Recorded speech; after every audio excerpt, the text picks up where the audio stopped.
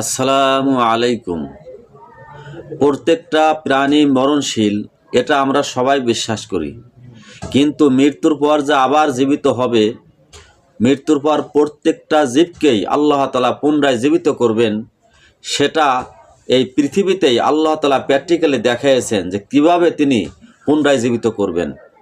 অনেকেই হয়তো অবিশ্বাস করবে যে পুনরায় আবার কিভাবে মানুষকে জীবিত করবেন, কবরে পচে যায়, তারপরে কিভাবে আল্লাহ তাআলা সৃষ্টি করবেন। আমি কোরআন থেকে আলোচনা করব ইনশাআল্লাহ। হযরত ইব্রাহিম আলাইহিস সালাম আল্লাহকে প্রশ্ন করলেন, হে আল্লাহ, তুমি কিভাবে মৃত্যুকে জীবিত করো? আল্লাহ তাআলা বললেন, আওয়ালাম তুমিন, তুমি কি বিশ্বাস করো না? হযরত ইব্রাহিম আলাইহিস সালাম বললেন, হ্যাঁ, আমি বিশ্বাস করি। আলা তাতমাইন্নাল কুলুব, তবে অন্তরে প্রশান্তি চাই। যদি আপনি দেখাইতেন সরাসরি কিভাবে মৃত্যুরে জীবিত করেন, তাহলে আমার অন্তরে প্রশান্তি পাইতো, ভালো লাগতো। আল্লাহ তাআলা বললেন, হে ইব্রাহিম, তুমি 4টি পাখি ধরো। ইব্রাহিম আলাইহিস সালাম 4টি পাখি ধরলেন। আল্লাহ তাআলা বললেন, তুমি এই 4টিকে জবে করো এবং 4টি পাহাড়ের উপরে আলাদা আলাদা জায়গায় রেখে দাও। ইব্রাহিম আলাইহিস সালাম 4টিকে জবে করার পরে মাথাগুলো কাছে নিকটে রেখে দিল, আর অন্যান্য গোস্ত আলাদা আলাদা বিভিন্ন জায়গায় রাখলেন। পাহাড়ের বিভিন্ন জায়গায় তিনি গোস্তগুলো রেখে দিলেন। এরপর আল্লাহ তাআলা বললেন, তুমি এবার ডাক দাও।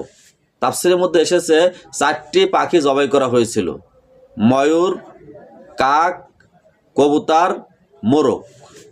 কোনো কোনো বর্ণনায় অন্য পাখির ভিন্নতা দেখা যায়, অন্য পাখির নাম আছে, কিন্তু 4টি যে এটা কোরআনে স্পষ্ট বলা আছে। হযরত ইব্রাহিম আলাইহিস সালাম যখন মোরগ বলে ডাক দিছে, সঙ্গে সঙ্গে মোরগের গোস্ত যেখানে যেখানে ছিল সঙ্গে সঙ্গে ওই মাথার সাথে এসে জোড়া লেগে গেল, জীবিত হয়ে আবার উড়াল দিয়ে গাছে চলে গেল। অর্থাৎ প্রত্যেকটা পাখি এভাবে উড়াল দিয়ে যার যার মতন চলে গেল। হযরত ইব্রাহিম আলাইহিস সালাম তিনি আল্লাহর শুকরিয়া আদায় করলেন। আল্লাহ তাআলা যে পুনরায় আমাদেরকে জীবিত করবেন, এর মধ্যে কোনো রকম কোনো সন্দেহ নাই। এই জন্য প্রিয় ভাইয়েরা, আমরা আল্লাহর সামনে কি নিয়ে যাব? আল্লাহ তো আমাদেরকে জীবিত করবেন, হিসাব নেবেন। এই জন্য আমাদেরকে এখন থেকেই পরকালের চিন্তা করতে হবে। প্লিজ সাবস্ক্রাইব এবং লাইক করুন।